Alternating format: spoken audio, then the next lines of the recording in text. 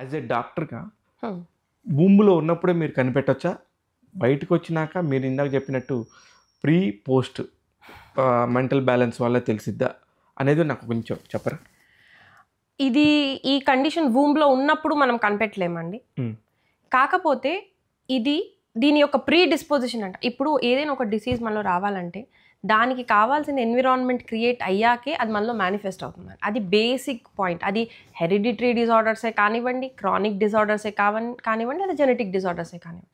అంటే దానికి అనుకూలమైన పరిస్థితులు కలిగినప్పుడే అది మనలోకి మేనిఫెస్ట్ అవుతుంది. మన ఎంత జెనెటిక్ లైన్తో వచ్చేది ఏంటంటే ప్రీ డిస్పోజిషన్ అంట. అంటే దాని వైపు మన యొక్క లోన్ అవ్వటం, ఆ డిసీజ్కి లోన్ అయ్యే ఛాన్సెస్ ఎక్కువ. కానీ డిసీజ్ అనేది జెనెటిక్ అయింది కాబట్టి ఇది వచ్చేయాలనే చాలా రేర్ కండిషన్స్ అండి. అది పుట్టినప్పుడే వచ్చేస్తాయి.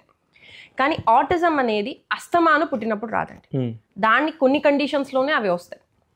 సో మీరు కశ్యప సంహిత గురించి వినుంటారండి. కశ్యపుడు సంహిత అంటే ఆయన ఒక మన హితం కోసం రాశారండి. కొన్ని సూత్రాలు అవి రాసింది. ఆయన గర్భ సంస్కారము, ఇంకా pregnancy, pre conception time, pregnancy, delivery, lactation అంటే బేబీ 2 years లోపల వరకు ఈ పీరియడ్ చాలా ఇంపార్టెంట్ పీరియడ్ కింద చెప్పారు కశ్యప సంహితలో. వాళ్ళు గర్భ సంస్కారానికి కూడా చాలా ఇంపార్టెన్స్ ఇచ్చారు.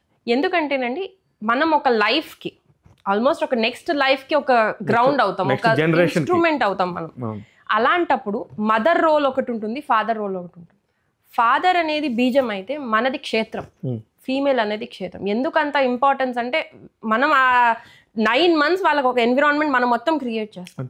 మనలో ఏ థింకింగ్ ఉంది, మనలో ఏ రకమైన ఫుడ్ హ్యాబిట్స్ ఉన్నాయి, ఏ టాక్సిన్స్ అనేవి ఉన్నాయి, ఎవ్రీథింగ్ అంతా కూడా బేబీకి కూడా అంతే రెస్పాన్స్ అవుతుంది. ఎలా అయితే న్యూట్రిషన్ ప్లాసెంటా ద్వారా అంటే బేబీకి చుట్టూరా ఉండే ఒక పొరలో ఎలా అయితే అన్నీ వెళ్తాయో అదే విధంగా టాక్సిన్స్ కూడా వాటిని ఎఫెక్ట్ చూపిస్తాయి. ఎంత పాజిటివ్ ఎఫెక్ట్ ఉంటుందో అంత నెగిటివ్ ఎఫెక్ట్ కూడా ఉంటుంది. కాబట్టి ప్రీ కన్సెప్షన్ ప్రెగ్నెన్సీ పీరియడ్ అనేది చాలా ఇంపార్టెంట్ అండి. మదర్లో ఇప్పుడు స్టడీస్ మీకు చెప్తూ బయటికి వస్తున్నాయి ఏమనంటే మీకు మదర్ హెల్త్ డ్యూరింగ్ ప్రెగ్నెన్సీ అనేది చాలా ఇంపార్టెంట్ ఫ్యాక్టర్ ప్లే చేస్తుంది ఫర్ ఇలాంటి కండిషన్స్ లేటర్. ఇదే కాదండి, ఎనీ కైండ్ ఆఫ్ ఎలర్జీస్ పిల్లలకి వచ్చిన ఆటోఇమ్యూన్, కోల్డ్, ఇవి ఏ సఫరింగ్ అయినా mother health, what mother takes, ఒక మదర్ ఎలాంటి లైఫ్ స్టైల్ లీడ్ చేస్తుంది డ్యూరింగ్ ప్రెగ్నెన్సీ అనేది డెఫినెట్లీ ఇట్ మ్యాటర్స్ అండి. ఆ పరంగానే ప్రతి మంత్ ఎట్లా ఉండాలి, మనం ఏమేమి ఎక్సర్సైజెస్ చేసుకోవాలి, మన హెల్త్ ఏంటి, మన ఫుడ్ ఏంటి, దీని మీద చాలా ఎక్కువ అవగాహన అనేది పాతకాలం నుంచే ఉండేది. అంటే ఆటిజం అనేది ఒక మదర్ ద్వారా తీసుకునే ఫుడ్ వల్ల కూడా ఇబ్బంది పడచ్చు అని మీరు చెప్తున్నారు. రావచ్చు, ఎందుకంటే మదర్ తీసుకునే గట్ ఇప్పుడు మనం కనుక కాజెస్ మీరు అడిగినట్టయితే ఫస్ట్ మనం చూసుకున్నట్టయితే మేజర్గా నేనైతే ఎన్విరాన్మెంటల్ టాక్సిన్స్కి ఫస్ట్ ప్రిఫరెన్స్ అండి. ఓకే, ఎందుకంటే మనం తీసుకునే లెడ్, మనలోకి లెడ్ అనేది వెళ్తుంటుంది. మేజర్ 3 టాక్సిన్స్ అండి, అల్యూమినియం, లెడ్ అండ్ మర్క్యూరీ. ఏవైతే మన లెడ్ అనేది కనుక చెక్ చేసామనుకోండి, ఆటోమొబైల్స్, కార్స్ అవన్నీ వెళ్ళే దాంట్లోంచి లెడ్, మనం పేపర్ కవర్ చేస్తాం ఫుడ్ తినేటప్పుడు, ఆ ప్రింటింగ్ నుంచి వచ్చే లెడ్, ఇవన్నీ ఎప్పుడైతే మనం తీసుకుంటామో అది మన ద్వారా బేబీకి కూడా వెళ్తూ ఉంటుంది. అదే కాకుండా రీసెంట్ స్టడీలో అది జనరేషన్స్ కూడా పాస్ చేస్తుంది. ఓ మై గాడ్, అది ఇప్పుడు వాళ్ళు ఆ మనకి స్టడీస్ వస్తున్నాయండి. సో మనం తీసుకునే 1 సారో 2 సార్లో టాక్సిన్ కనుక మనం సరిగ్గా డీటాక్స్ చేయలేకపోతే definitely it will affect. Lead, next mercury అనేది వచ్చేది జనరల్గా ఇదివరకు టీత్ అమాల్గమ్స్ ద్వారా వస్తుంది, ట్యూబ్ లైట్స్ నుంచి ఉంటుందండి.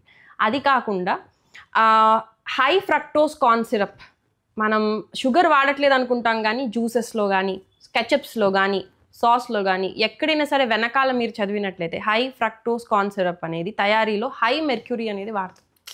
ఓకే, సో ఇంకెక్కడ కన్నా ఇందులోంచి ఎక్కువ వస్తుందనేది ఇప్పుడు స్టడీస్.